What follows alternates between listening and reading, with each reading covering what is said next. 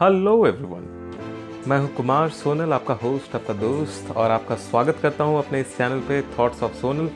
आज हम लोग जानेंगे बहुत ही अद्भुत साइंस फैक्ट्स के बारे में। हमने अक्सर देखा है कि ठंड के सीज़न में कुएं या बोरवेल का पानी वो हमें गर्म मिलता है, और जबकि गर्मी के दिनों में ठीक उल्टा होता है, कुएं या फिर बोरवेल का पानी ये हमें ठंडा मिलता है।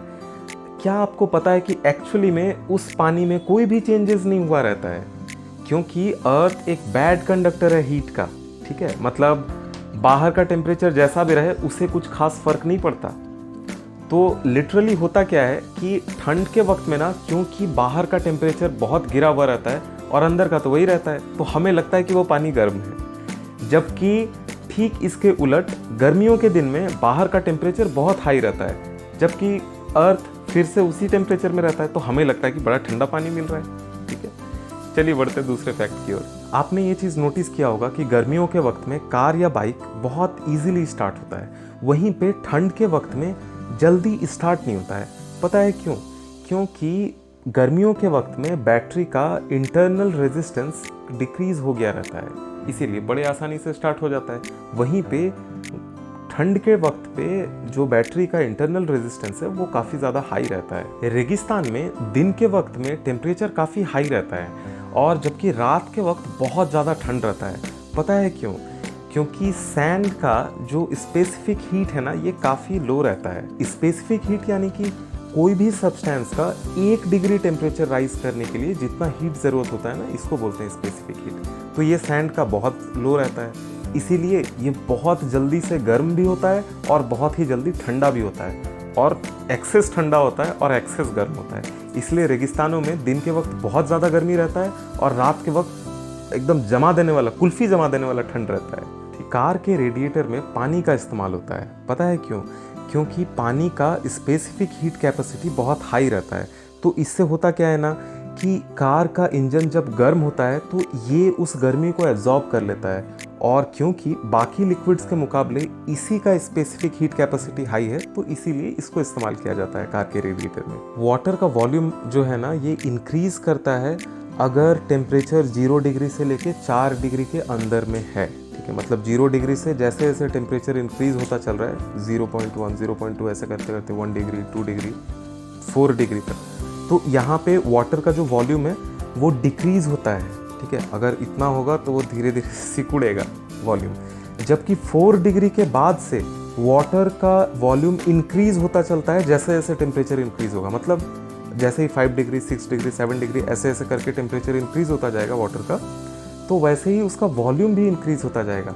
और ये बहुत ज़्यादा ज़रूरी है सर्वाइवल के लिए। किसके सर्वाइवल के लिए? सी एनिमल के सर्वाइवल के लिए। ठीक है, और एक और चीज़, जब वाटर का बात कर ही रहा हूँ, तो वाटर का डेंसिटी मैक्सिमम होता है 4 डिग्री सेल्सियस में। हमारा पृथ्वी सूर्य से दूर रहता है जुलाई के महीने में, और जनवरी के महीने में ये पास में रहता है।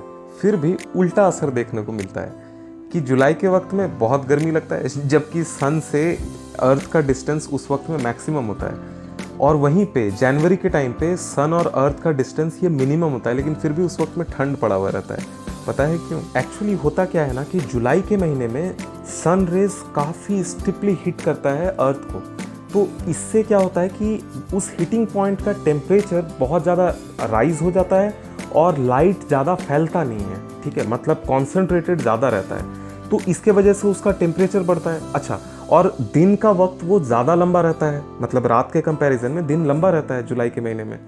इससे भी वो जो टेम्परेचर है वो बना हुआ रहता है, इसलिए गर्मी ज़्यादा लगता है। जबकि जनवरी में नाइट लंबा होता है और डे शॉर्ट होता है, और ऊपर से जो सनरेज होता है ना, वो भी इतना शार्पली अर्थ को हिट नहीं करता, ये काफ़ी सैलो हिट करता है, जिससे कि लाइट बहुत ज़्यादा स्प्रेड आउट हो जाता है। तो जो हीटिंग पॉइंट है ये उतना ज़्यादा कॉन्सेंट्रेट हो ही नहीं पाता, इसलिए उस वक्त में ठंड रहता है।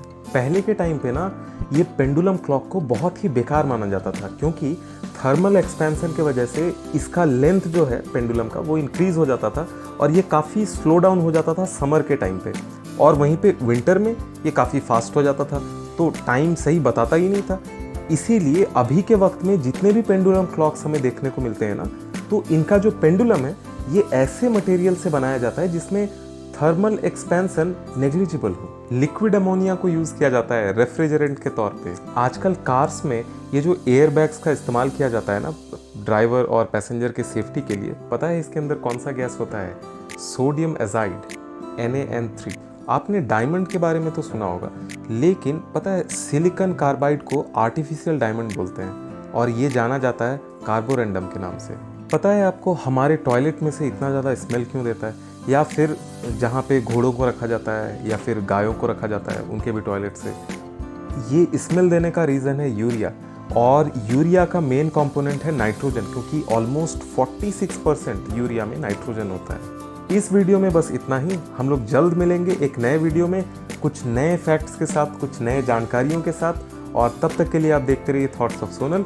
और अगर आप चैनल पर नए हैं तो सब्सक्राइब करना मत भूलिएगा और साथ में पास में रहे बेल आइकन को ज़रूर क्लिक कीजिएगा। इससे जितने भी नए नए वीडियोस अपलोड होंगे इनका नोटिफिकेशन सबसे पहले आपको मिलेगा।